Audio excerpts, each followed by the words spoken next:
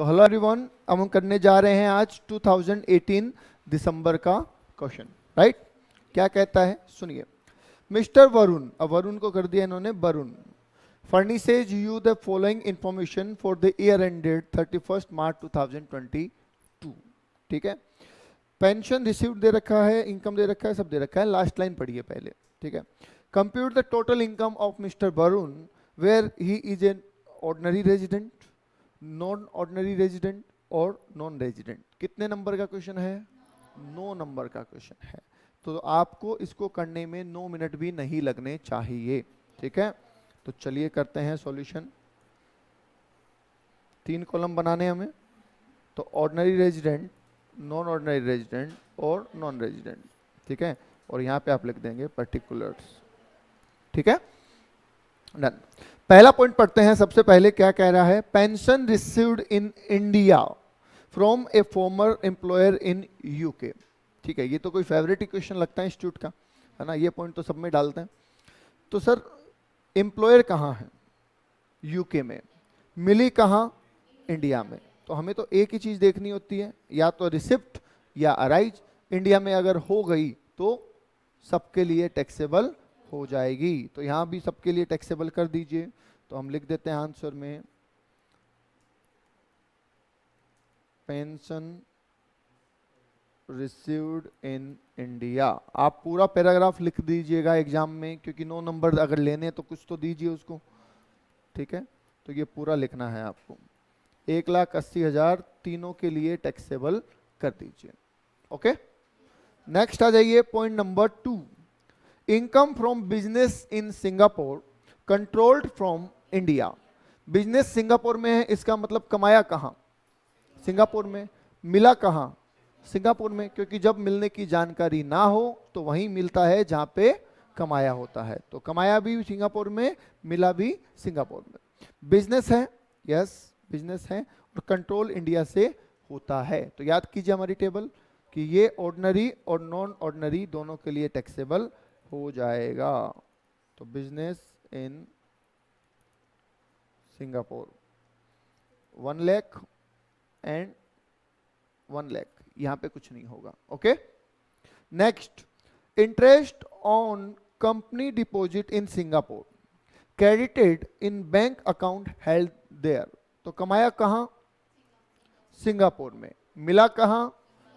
क्योंकि वहीं के अकाउंट में मिल गया, तो कमाया भी वहां, मिला भी वहां, ठीक है। अगर ऐसी सिचुएशन आ जाती है और बिजनेस ना हो तो हम इसको सिर्फ ऑर्डिनरी रेजिडेंट के लिए टैक्सेबल करते हैं। कर दीजिए सिर्फ ऑर्डिनरी रेजिडेंट के लिए taxable. Interest on company deposit कितना है? 80,000 रुपए, सिर्फ और सिर्फ ऑर्डिनरी रेजिडेंट के लिए।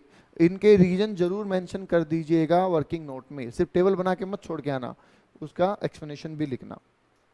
Next point number 4, profit from business in Kolkata.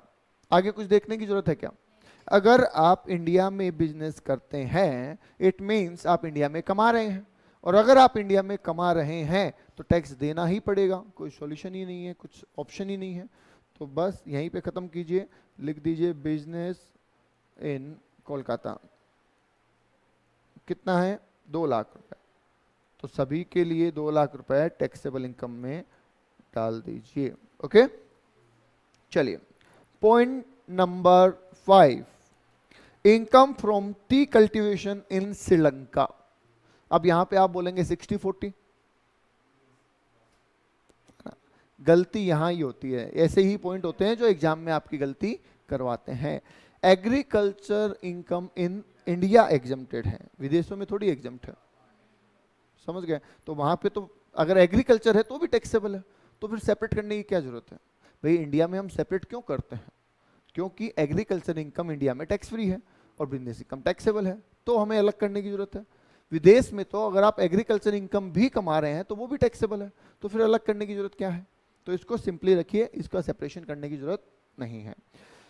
Income from T cultivation in Sri Lanka, तो कमाया कहां? श्रीलंका में। मिला कहां? श्रीलंका में। क्या इंडिया से कंट्रोल हो सकता है? नहीं, ठीक है। तो ये किसके लिए टैक्सेबल हो जाएगा? Only for ordinary resident. तो टी बिजनेस इन श्रीलंका कितना है 3 लाख रुपए एग्रीकल्चर इनकम है, पर फॉरेन में कमाई गई एग्रीकल्चर इनकम इंडिया में टैक्सेबल है। पॉइंट नंबर 6 एंड आखिरी point, income from property in Singapore but received in Malaysia.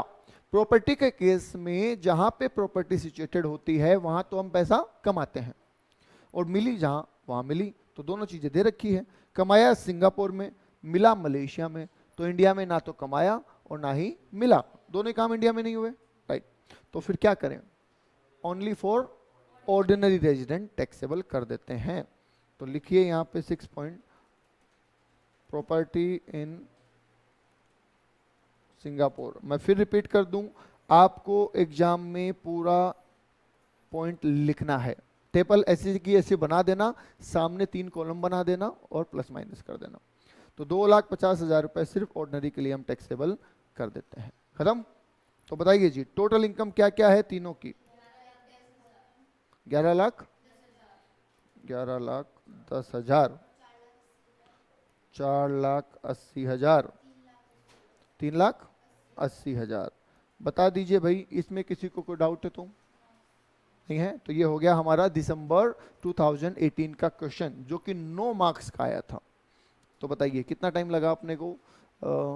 6 minute 35 second लगे हैं। आसान है, चलिए।